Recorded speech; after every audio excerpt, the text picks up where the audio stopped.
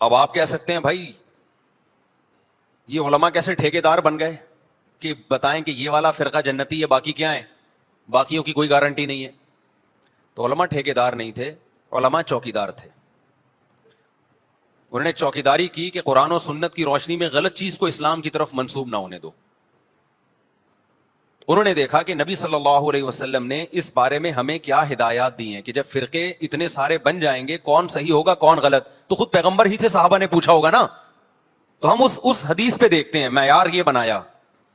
یہاں تک بس آ گئی, یہ بہت انپورٹنٹ بیان ہے, اس کو ہلکا نہ سمجھیں آپ لوگ.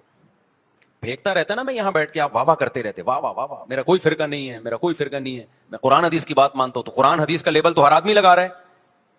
جس کے پاس بیٹھ جاؤ قرآنی آیات اور حدیث پڑھے گا اور اپنی مرضی کی تشریح کرنا شروع کر دے گا اس کی. جناب پروفیسر غامدی صاحب بھی قرآن حدیث کی بات کرتے ہیں, رجم کا انکار کرتے ہیں.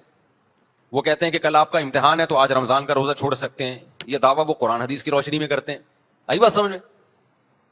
جب ان سے کہا جائے قرآن تو کہہ رہا ہے کہ سفر میں آپ نہ چھوڑ سکتے ہو روزہ, اور بیماری میں, پیپر نہ سفر ہے نہ بیماری ہے, تو وہ اجتہاد کرتے ہیں کہ دیکھو سفر میں روزہ چھوڑنے کی اجازت ہے چونکہ مشقت ہوتی ہے نا, ٹینشن ہوتی ہے, پریشانی ہوتی ہے, تو امتحان میں بھی پریشانی ہے, قوم کا مستقبل داؤ پہ لگ جائے گا.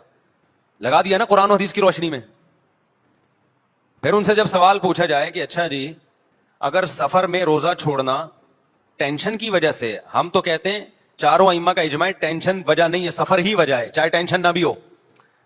لیکن اگر اس کی ریزن ٹینشن ہے تو جس سفر میں پھر ٹینشن نہ ہو, آرام دہ سفر ہو, اس میں روزہ چھوڑنے کی اجازت نہیں ہونی چاہیے. یہاں کے وہ ڈنڈی مارے جاتے ہیں کہ نہیں جی پھر بھی روزہ آپ چھوڑ سکتے ہو سفر میں.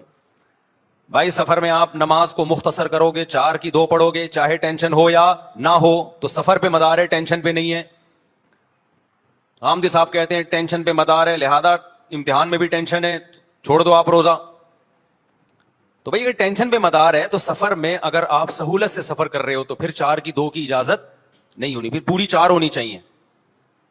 تو یہ اصول فقہ ہے جو جناب غامدی صاحب نے نہیں پڑھا.